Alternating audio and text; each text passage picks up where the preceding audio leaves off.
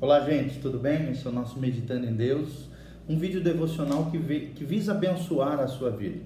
E hoje nós estamos falando ainda sobre a volta de Jesus, sobre a postura do crente diante da volta de Jesus, e vamos terminar, quem sabe, 2 Pedro, capítulo 3, de 14 em diante. Vamos ler desde o 13 para ficar mais claro do que nós estamos falando, tá bom?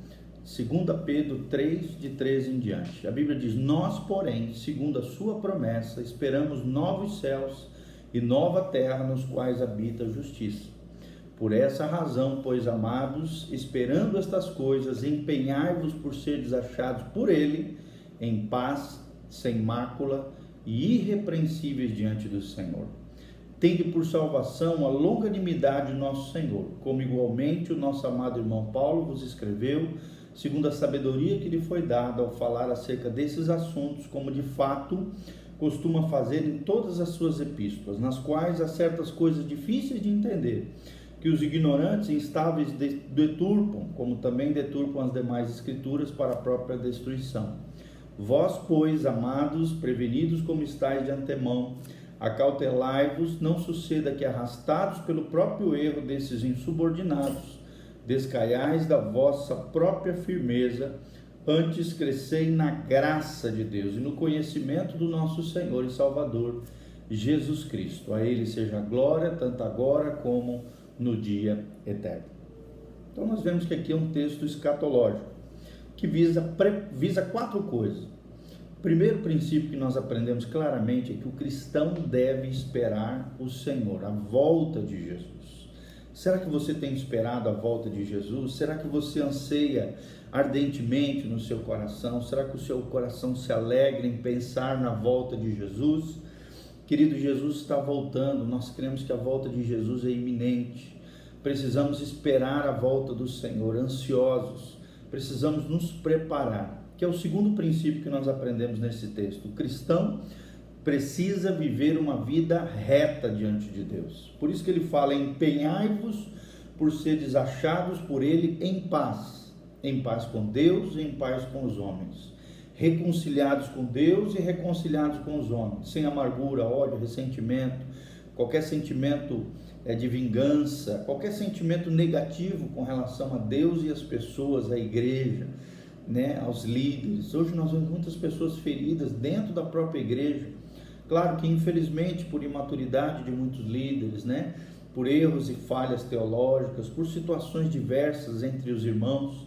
Mas, irmãos, nós precisamos sermos achados por Ele em paz com Deus e em paz com as pessoas, sem mácula, aqui fala de mancha, e irrepreensíveis diante do nosso Senhor, para a salvação, para a longanimidade no nosso Senhor, conforme as palavras do apóstolo Paulo. E aqui, Pedro diz que Paulo falou coisas difíceis de se compreender, o quais muitas pessoas pegaram as palavras de Paulo e deturparam,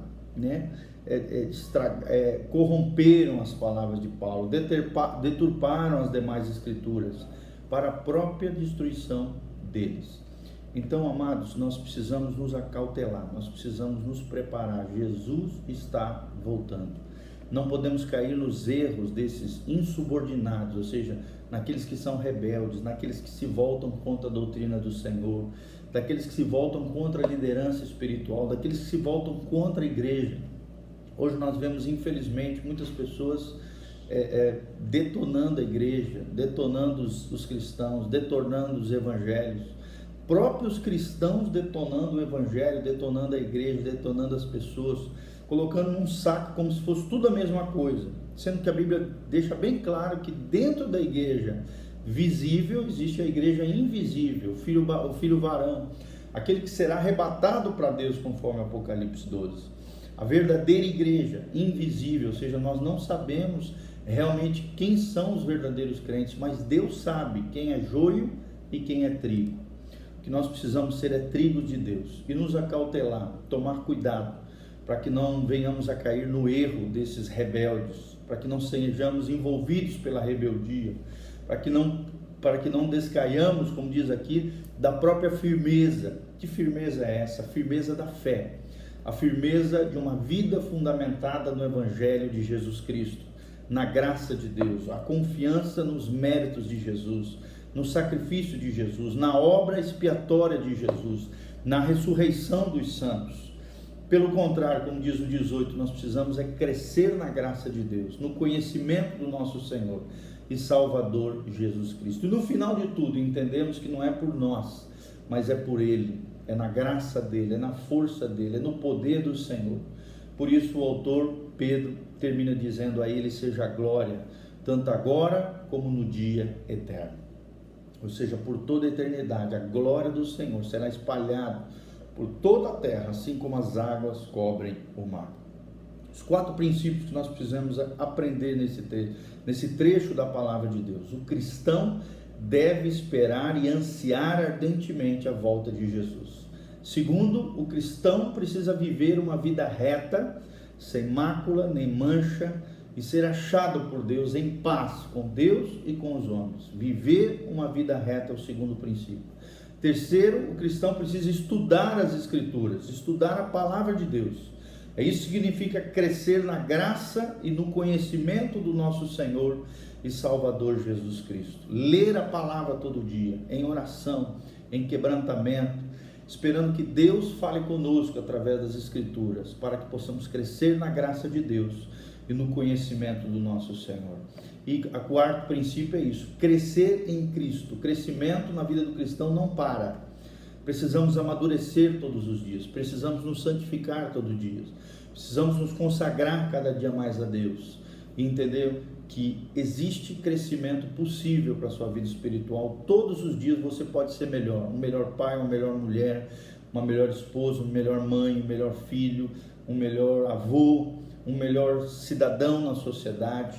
Crescer na graça e no conhecimento do Senhor e Salvador Jesus Cristo. Jesus está voltando, se prepare, a volta de Jesus é iminente, os sinais estão claros, a economia globalizada, moedas mundiais hoje, nós vemos, todo o plano profético, o chão para que o anticristo se levante está aí, a qualquer momento isso pode acontecer, os megablocos econômicos, grandes poderes e líderes mundiais, catástrofes naturais para todos os lados, vulcões, terremotos, violência, a iniquidade se multiplicando como nunca e o amor se esfriando nos casamentos, nas famílias, entre as pessoas, o ser humano se deteriorando, o ser humano se corrompendo, o ser humano se perdendo. Isso revela, conforme diz Mateus 24, que Jesus está voltando, que o dia do Senhor virá como um ladrão, como diz o versículo 10. O dia do Senhor virá como um ladrão.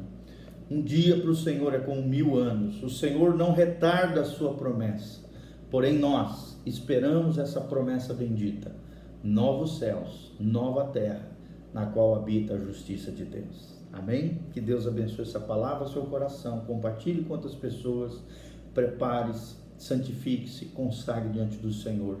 Jesus está voltando. Coloca a tua casa em ordem, conserte o que estiver errado na sua vida. O Espírito Santo te convença do pecado, da justiça e do juízo, e nos limpe e nos purifique diariamente pela palavra, pela oração, pela adoração, a uma vida santa, sem mácula, nem ruga, irrepreensíveis e em paz com Deus. Que Deus te abençoe, em nome de Jesus.